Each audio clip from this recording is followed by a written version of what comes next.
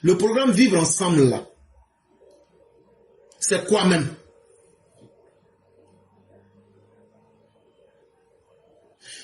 Mesdames et messieurs, militants, militantes, élus et cadres du RHDP, je vous salue chaleureusement en vos rangs, grades et qualités.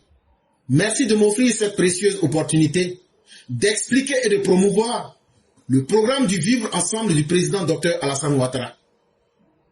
Un homme de paix, un bâtisseur infatigable, un visionnaire, au service de notre bonheur commun et de l'émergence de la Côte d'Ivoire. Celui qui a écrit ce message-là, il s'appelle Cheikh Ismaël. Il dit que lui, il est un militant très convaincu du RHDP. Il dit, il nous salue nous tous. Que lui ne va pas nous manquer de respect. Qu'il nous respecte. Hein. Tu es menuisier, tu es maçon, tu es cadre, tu es ministre. Il dit, lui, il respecte tout le monde. Il dit, petite connaissance que lui, il a eu là. Il va partager ça avec nous. Qu'un matin, on était assis. Le président Ouattara vient nous parler de vivre ensemble, alors qu'on vivait déjà ensemble. Il y a beaucoup qui n'ont rien compris dedans. Donc lui, il va expliquer, vivre ensemble là, c'est quoi? Je t'assurerai autant que faire se peut, d'être à la hauteur de cet exercice que je me suis assigné. Il dit donc, parler en public là, c'est pas facile d'être. Il dit donc, s'il insulte quelqu'un là, il demande pardon. Mais son intention là, c'était pas de faire du mal à quelqu'un dans sa parole. Donc, il va essayer de dire ce que lui connaît. Et il nous demande pardon, on n'a qu'à l'écouter. Thème central. Quelle est la contribution du militant et de la militante pour une parfaite assise du vivre ensemble? Il dit la première question que lui pose dans l'affaire de vivre ensemble là. Il dit en tant que militant RHDP là. Il dit c'est quoi chacun de nous fait pour qu'on puisse vivre ensemble. Mais il dit avant de parler de cela, comme lui, il est un grand patron, un intellectuel là, il va diviser la question là en 3 niveaux. C'est ce qu'il a appelé les sous-thèmes. Le thème central, c'est comment les militants peuvent participer pour rendre le vivre ensemble beaucoup meilleur en Côte d'Ivoire. Ça, c'est le thème global. Mais le thème global là, ça a accouché 3 enfants. Les 3 enfants là, il faut d'abord qu'on explique c'est quoi le vivre ensemble. Le deuxième sous-thème, le vivre ensemble là, il y a quel bénéfice dedans? Et puis, troisième là, vivre ensemble là-haut. Si on doit rendre ça accessible, si on doit rendre ça réel au quotidien, comment on fait puis tout le monde va bénéficier de ça? Il dit donc, il nous dit merci de prendre du temps pour l'écouter. Qu'est-ce que le vivre ensemble? C'est cette capacité de cohabiter dans la paix, dans la différence et dans l'harmonie. C'est construire une société où chacun a sa place, où les différences ne divisent pas mais enrichissent. C'est aussi une culture de tolérance, de respect mutuel, de solidarité et de paix. Le vivre ensemble, c'est aussi la cohésion sociale construite par la confiance, le dialogue, la coopération, une justice sociale et l'équité. Une paix durable, condition essentielle du développement. Ce n'est pas un luxe, mais une nécessité. Il dit vivre ensemble qu'on a entendu là. Il dit vivre ensemble là, ce n'est rien d'autre que nous tous là, comme de la manière la plateforme éclaireur pro-vérité est. On s'amuse avec les bourreaux, on s'amuse avec les sénoufos, on s'amuse avec les Odineka, on s'amuse avec toutes les ethnies parce que on est une vraie Côte d'Ivoire réunie. Il dit, c'est quand on est ensemble comme ça là. Est-ce que un gourou, un bété, un gagou, un djoula, un malinké, un sénoufo, un lobby, un koulango, un avikam, un baoulé, un nagui, quand on se met ensemble pour se moquer de nous-mêmes là, est-ce que c'est pas intéressant? Quand on se moque de nous-mêmes là, quand en amusement je dis que je m'en fous du général Apalo, ou bien quand je dis ça et que je dis non, j'ai sa nièce ici que j'ai kidnappé, des trucs comme ça, ou bien même que le général Vagono, il mange piton non cuit, des trucs comme ça. Est-ce que ça là, ça ne nous rend pas plus humains? Est-ce qu'on ne transforme pas nos différences en un objet qui nous fait grandir chacun? Est-ce que cela ne participe pas à faire de chacun de nous des êtres qui tolèrent la différence des autres? Dans l'amusement, dans le respect, on devient solidaire dans la paix. On apprend à se faire confiance. On apprend à se parler entre nous. On apprend à coopérer entre nous. Et on apprend à créer les conditions d'une justice où chacun se sent à l'aise. Et les hommes politiques ajoutent le développement à cela. C'est ça le vivre ensemble. Ce n'est pas un luxe, hein, pour dire ça coûte 10 000, ça coûte 15 000. Non, ce n'est pas un luxe. C'est une nécessité. Parce que chaque être humain a le droit de vivre. Et donc ce droit lui permet d'être respecté. Et son humanité ne doit pas être entachée de quelques soupçons. Il dit, tout le monde a droit au vivre ensemble. Ce n'est pas un paquet qui est vendu selon les moyens de ta poche. Ce sont des choses simples que nous tous on peut faire, mais que beaucoup refusent parmi nous de faire. Sinon tout ce qu'on a dit là, quand on a expliqué là, il y a quoi dans vivre ensemble là que toi tu ne peux pas faire? Donc, ce n'est pas une question d'argent, ce n'est pas une question de poste, ce n'est pas une question de moyens, c'est simplement une question de volonté. Et donc, ça devient nécessaire. Si chacun veut vivre et qu'on doit se respecter. On a compris. Le deuxième sous-thème. Quels sont les bénéfices du vivre ensemble pour la Côte d'Ivoire? Souvenez-vous, le président Ouattara a dit ceci. Il n'y a pas de développement sans paix, ni de développement durable sans une culture de paix. Le président Ouattara dit, si on veut qu'on se développe là, il faut qu'il y ait la paix. La paix là, c'est à plusieurs niveaux. Il y a des éléments qui se règlent avec les armes. Il y a d'autres qu'on règle avec la diplomatie. Mais il y a d'autres qu'on règle avec l'humanisme. Est-ce que c'est le président Ouattara qui va venir dire, éclaireur, pourquoi tu plaisantes avec les gourous? Pourquoi tu plaisantes avec les Odineka? Pourquoi tu plaisantes avec les Koyaka? Pourquoi tu plaisantes avec les Agnis? C'est le président Ouattara encore qui va venir faire ça à notre place. C'est le président Ouattara qui va venir régler nos affaires de foyer. Soyons un peu sérieux quand même. On peut lui demander de créer les conditions du développement. Mais c'est à nous de créer un environnement où la culture de la paix est le premier élément que personne ne doit violer parmi nous. Mais une fois qu'on arrive à créer cette opportunité de paix dans un environnement où on voit les éléments du développement, voici quelques bénéfices qu'on retrouve là-dedans. Aujourd'hui, il y a la stabilité politique et institutionnelle. Aujourd'hui, là, la stabilité politique, on sait que le pouvoir politique, là, c'est géré. On sait aussi que toutes les institutions fonctionnent. Grâce à la paix, les gens quittent partout dans le monde, on les appelle les investisseurs. Ils viennent et puis, ils mettent leur confiance et leur argent en Côte d'Ivoire. Aujourd'hui, grâce à la paix et au vivre ensemble, les routes qui étaient gâtées, on a arrangé à nouveau. Les hôpitaux qui étaient dégradés, on a arrangé. Les écoles qui étaient dégradées ont été arrangées. Là où il n'y en avait pas, il y a beaucoup d'écoles qui ont été construites, beaucoup d'hôpitaux construits, beaucoup de routes construites.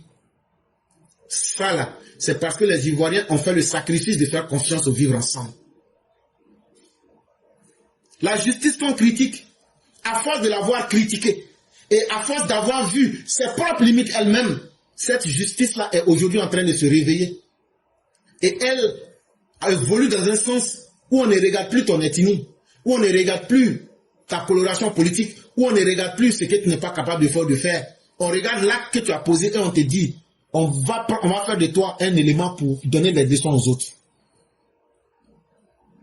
Aujourd'hui, nos forces de défense et de sécurité sont réhabilitées. Eux qui étaient devenus de vulgaires individus, qui n'avaient que leur nom dans les journaux. Ah, bavure policière, mercenariat, acte ignoble. Aujourd'hui, regardez comment ils font beaucoup attention. Ils se sont mis au service de la nation. Ce n'est pas Alassane Ouattara qu'ils supportent, mais ils supportent d'abord la Côte d'Ivoire. C'est ça le sens du vivre ensemble. Regardez, en moins de 15 ans, la pauvreté a été diminuée. Pratiquement 4 millions de personnes sont sorties de la pauvreté. À travers des plans d'urgence et une politique sociale que le gouvernement a mis en place. Et jamais avant le gouvernement du RHDP, il y a un gouvernement qui avait pensé à une politique sociale pour aider les plus pauvres. Mais c'est le vivre ensemble là qui a permis de faire ça. Donc, le vivre ensemble là, c'est un élément essentiel pour construire une société forte. Une société avec des humains qui évoluent dans la justice pour que chacun puisse gagner sa prospérité. On ne sera jamais riche au même niveau. Mais ce qui fait que les États-Unis, la France, que tout marche chez eux là, c'est parce qu'ils ne s'amusent pas avec la paix. Et quand on ne s'amuse pas avec la paix, on ne se lève pas le matin pour traiter les autres d'étrangers. On n'insulte pas les autres, on n'invective pas les autres. Parce que ce que tu fais aux autres là, eux aussi vont te rendre l'appareil. On se respecte en respectant les autres. Mais, après tout ce que je viens de vous dire, on fait comment pour que chacun de nous puisse participer au vivre ensemble?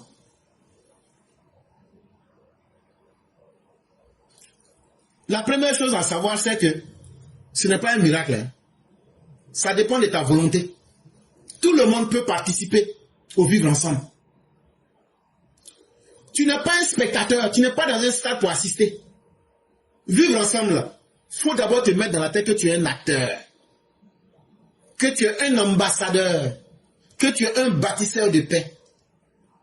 Quand quelqu'un te parle là, il faut l'écouter. Il faut essayer de comprendre aussi sa part de vérité. Il faut essayer de voir là où il n'a pas raison. Il faut lui dire la vérité en l'apaisant. Ça là, tout le monde peut faire ça. On n'a pas besoin d'aller à l'école, on n'a pas besoin d'avoir diplôme, on n'a pas besoin d'être en TRI pour faire ça. On appelle ça l'empathie. Il faut savoir écouter, comprendre et te mettre à la place de l'autre. Toujours vous traitez les autres d'étrangers. Maintenant, quand eux vont vous traiter d'étrangers, c'est là que vous savez que ça fait mal. Donc pourquoi ne pas cesser et de faire confiance en l'administration ivoirienne qui, avant de délivrer la carte nationale d'identité à quelqu'un, prend le temps de vérifier. Tu n'es pas un spectateur. Tu n'es pas un passant. Tu es en train de vivre ta vraie vie. Si tu veux participer au vivre ensemble, sois quelqu'un qui participe à briser les barrières de la méfiance et du repli identitaire. Aucune ethnie n'est mieux qu'une autre. Aucune ethnie n'est en dessous de l'autre. Aucun être humain n'est mieux que son ami. Mais c'est les actes que nous posons là. Ce sont ces actes qui vous rendent grand ou mieux qui vous rendent petit. Mais surtout, tu n'es pas un spectateur. Est-ce que toi, tu ne peux pas tendre la main à ton semblable, même s'il est différent de toi, pour lui dire, cette différence-là, c'est ce que nous voyons avec nos yeux. Mais ton sang est rouge, mon sang est rouge. Ton cœur bat au même rythme que le mien. Et surtout, tu es humain comme moi. C'est plus fort que la différence que je vois. Donc là, je te tends la main en tant qu'un humain. Et ça, tout le monde peut le faire. Et ce sont ces valeurs-là que le parti du RHDP a mis en place, a vulgarisé, à travers l'unité, le développement au cœur de son programme de société. Bon, toi-même, quand tu expliques tout ça là, est-ce que c'est pas beau? Est-ce que c'est pas bien? Donc maintenant qu'on a fini de t'expliquer ça, ça c'était les militants. Mais il se trouve qu'il y a des gens qui ne sont pas RHDP. Il se trouve qu'il y a des gens qui étaient endoctrinés. Il se trouve qu'il y a des gens qui ont été lobotomisés mentalement. D'autres même ont été obombrés, c'est-à-dire qu'ils ont été mis dans le noir. Et d'autres, on les a transformés en pourriture humaine. Et là, c'est tout amusement pour eux.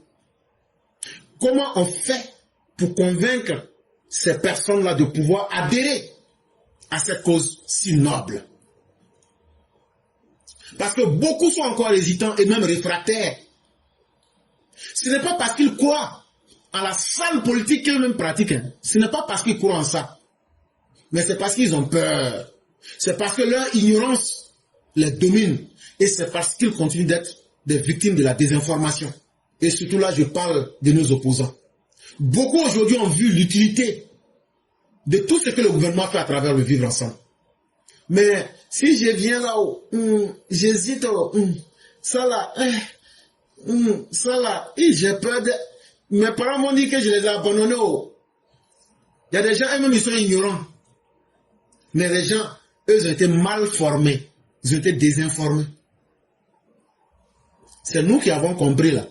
C'est une responsabilité pour nous de tendre la main à ces personnes. Ne nous cloîtrons pas dans nos messages pour dire comme nous on a compris, c'est suffisant. Libérons nos frères. Et donc, votre responsabilité, toi qui écoutes les directs là, il faut partager ça comme pour les fous. Surtout aux opposants. Ils ont regardé, n'ont pas regardé. Un jour, ils vont regarder.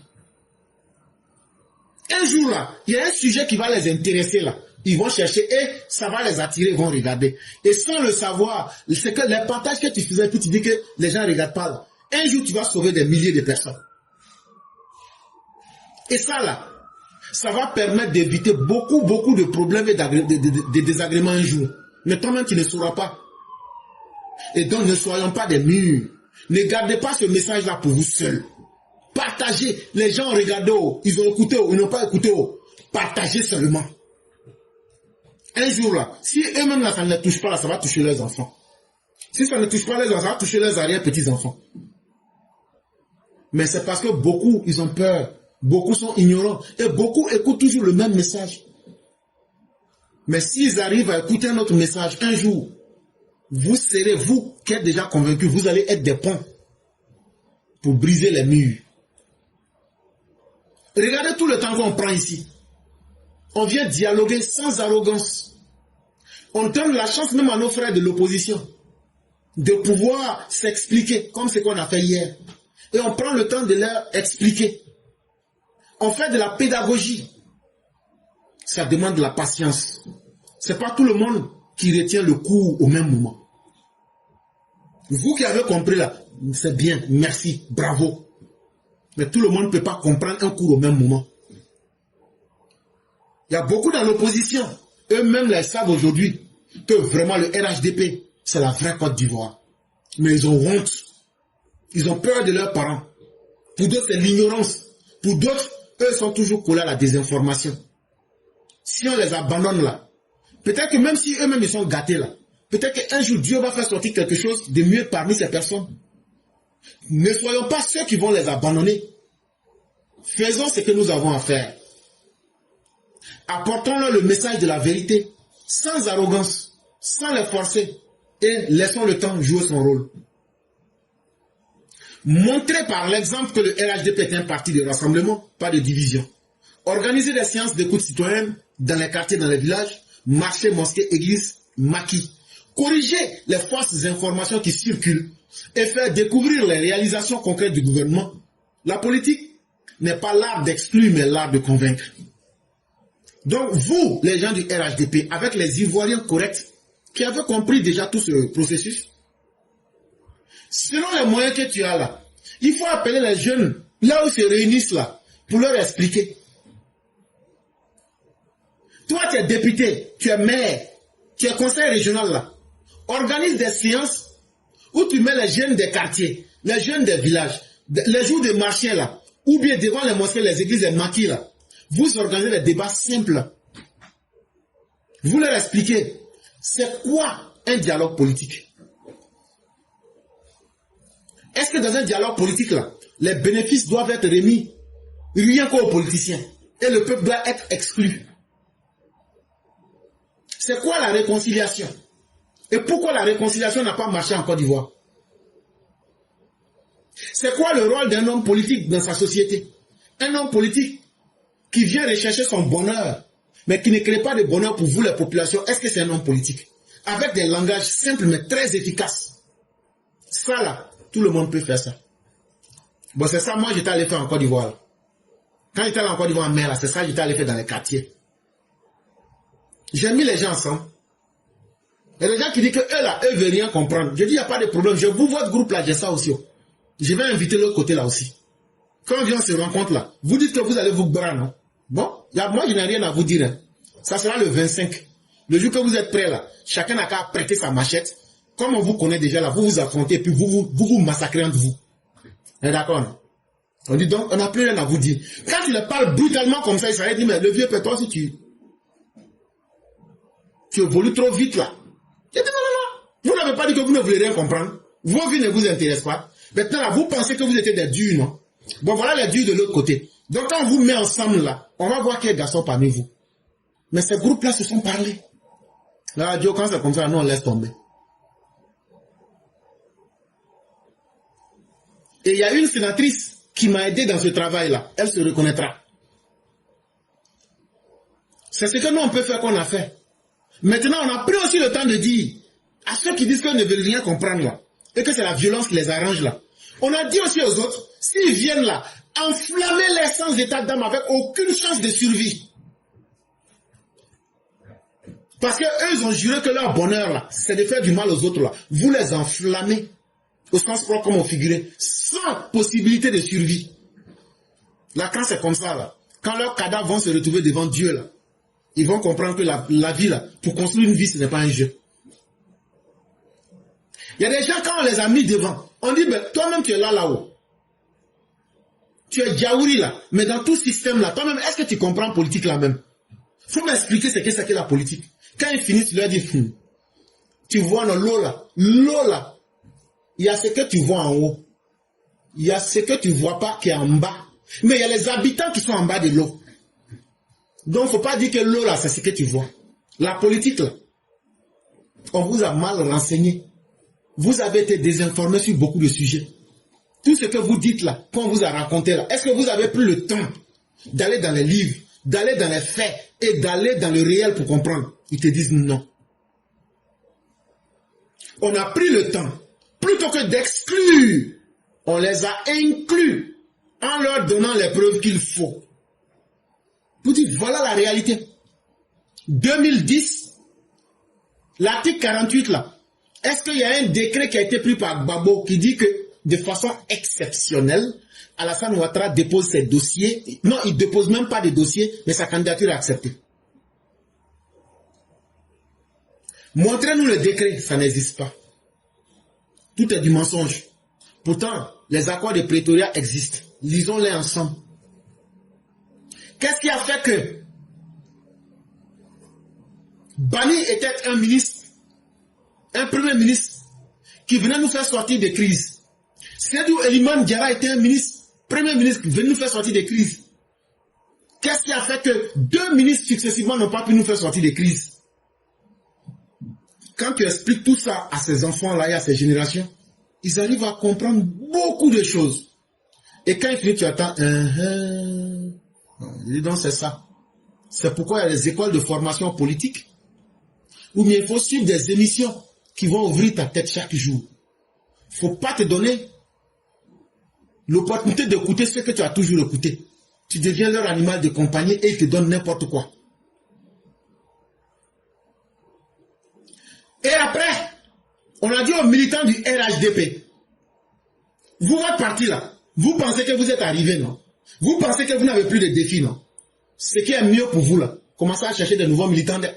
Les nouveaux militants là, c'est parmi ceux qui sont dans l'opposition. Donc ce qui est mieux pour vous, voici ce que vous devriez faire. Former des gens qui seront des relais communautaires dans les communes, dans les quartiers, dans les villages.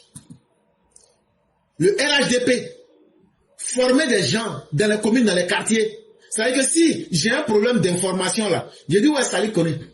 Ah, la vieille m'a dit, oh, qu'est-ce que ça là, c'est comme ça, c'est comment? Elle doit être capable de me dire, ah non, faut pas mélanger les choses. La marche qui va se faire là, pour Abobo là, c'est les jeunes gens avec la mère Kandia qui sont en train d'organiser. Ça va même pas se passer dans le même coin. Maintenant, c'est que les autres là veulent organiser soi-disant à la place de la paix là. Ça, c'est une autre marche. Chacun sait comment il a réglé pour lui avec la police. Donc, il n'y a pas à faire de bafou dedans. Maintenant, là, voilà comment les choses fonctionnent. Voilà comment la République fonctionne. Donc, ces personnes qu'on va appeler des relais communautaires, c'est des volontaires qui vont se mettre au service où ils auront accès à des informations et tout le monde peut avoir accès à eux pour prendre l'information sur le terrain. Parce que chez nous, là, c'est pas sur Internet, c'est cher. C'est pas sur RFI, on ne regarde pas. Télévision aussi, on n'a pas le temps pour ça. Mais si je sais que dans mon quartier, il y a un vieux père que je peux appeler, comme à l'époque, quand on était dans le RDR, il y a un monsieur là, on l'appelait militant. Les gens ont fini par oublier, on l'appelait militant, à Boaké là-bas. Tu as besoin de n'importe quelle information. Quand tu te rencontres militant, en ce moment même, il n'y a pas de téléphone. Il faut chercher seulement, où est militant? Quand on rencontre militant là, militant te dit ce qu'il faut. Nous, on a connu ces gens-là. Parce que l'information circulait très bien. Est-ce qu'on ne peut pas revenir à cette même vieille méthode qu'on avait au RDR? Et donc, on aura des relais communautaires, même dans les quartiers. Il faut les cibler, les identifier. Dans les villages, même chose. Il faut encourager nos enfants dans les actions sociales. Ceux qui vont à l'école, encourageons-les. Il faut encourager les jeunes. Au lieu de rester à Yopougon, dans les bars, là, les démembrements de l'emploi jeune, là, allez là-bas et puis dites on a échoué. Ne vous asseyez pas pour écouter ceux qui viennent vous dire que ça ne marche pas.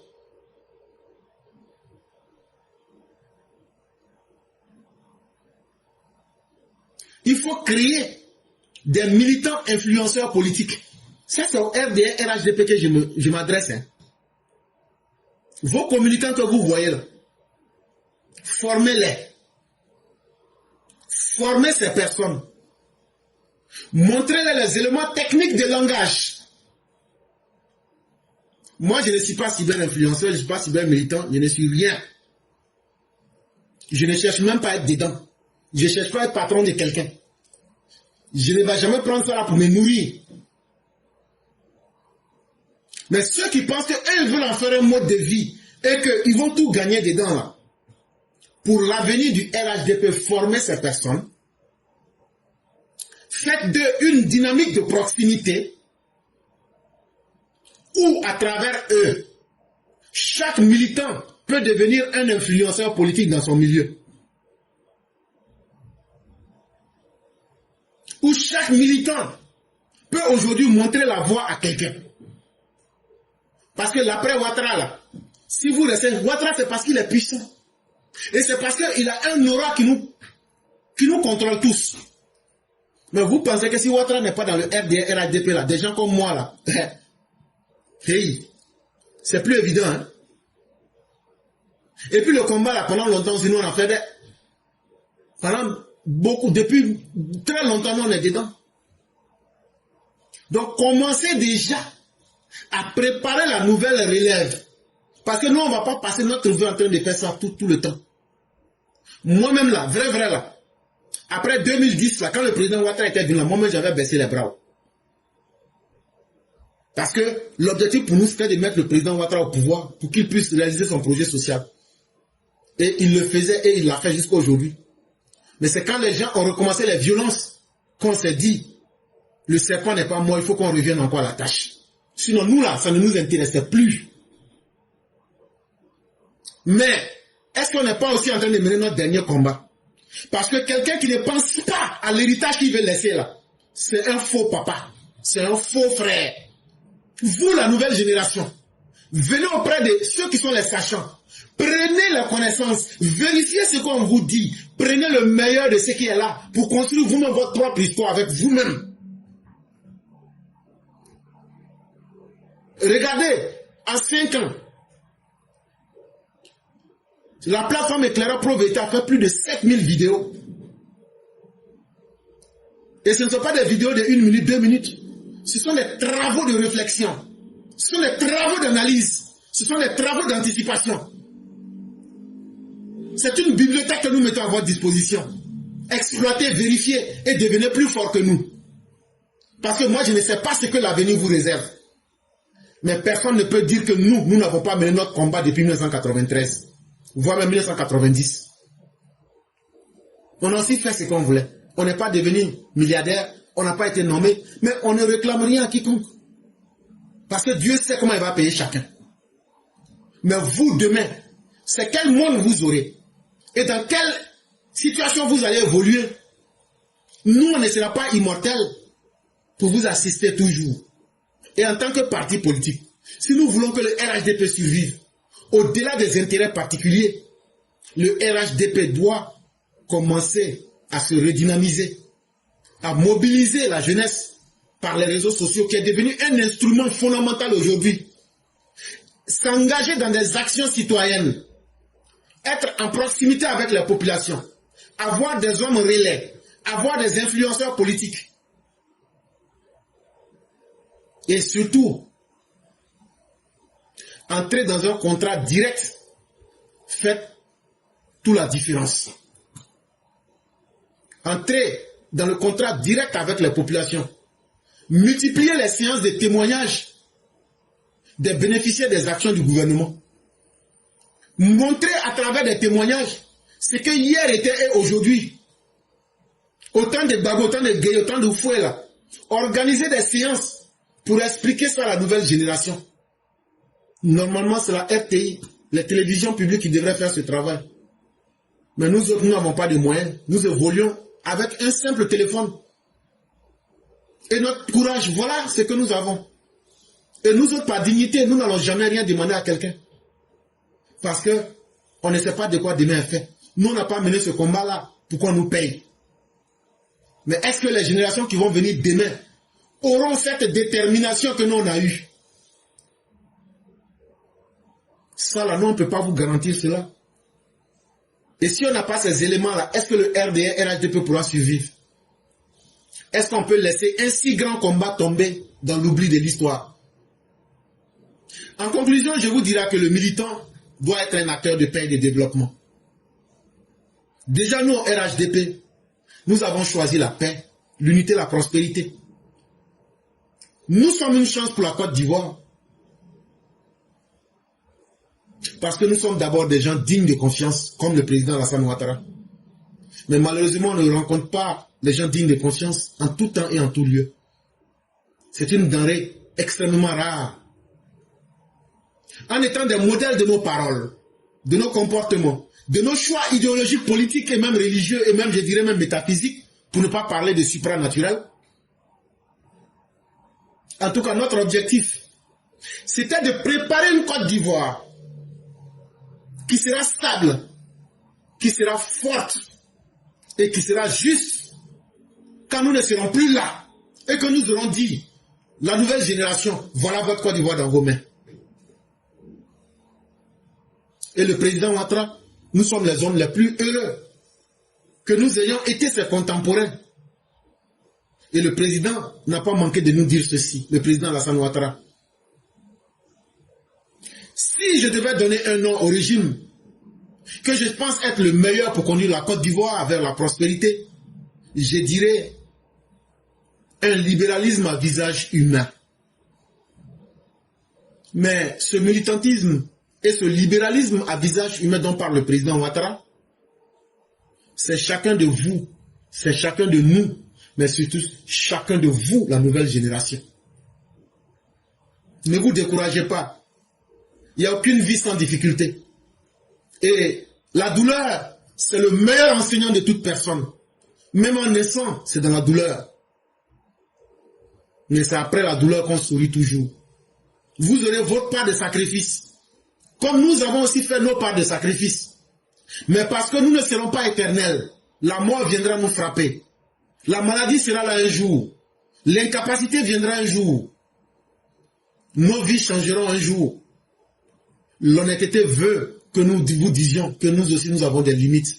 Et nos limites, nous préférons que vous soyez ceux qui vont aller au-delà. Merci à tous ceux qui nous ont écoutés. Et je vais terminer avec cette pensée sur le président Alassane Ouattara.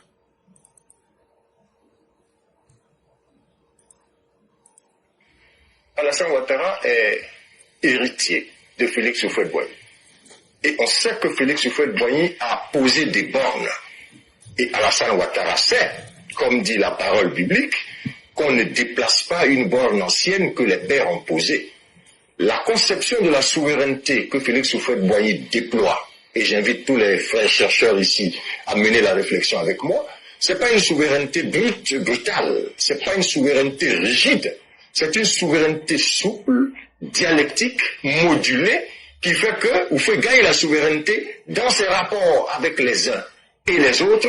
Il gagne des parcelles de souveraineté. Ça peut donner l'impression qu'il cède certaines parts de souveraineté, mais c'est ainsi qu'Oufoué a toujours fonctionné parce qu'il a compris comment le monde fonctionne. De sorte qu'Alassane Ouattara, qui poursuit cette politique-là et qui a endossé cette manière de concevoir la politique, ne peut pas ne pas aborder cette question importante avec le président de la France, ce qui ne signifie pas, à mon sens, qu'il est allé prendre des consignes, parce que cet homme-là, quand vous le regardez, il ne ressemble pas à quelqu'un à qui on doit donner des consignes, mais c'est quelqu'un qui mène la réflexion en tenant compte du fait qu'on est dans un monde qui est globalisé, où les intérêts s'interpénètrent. Très bien.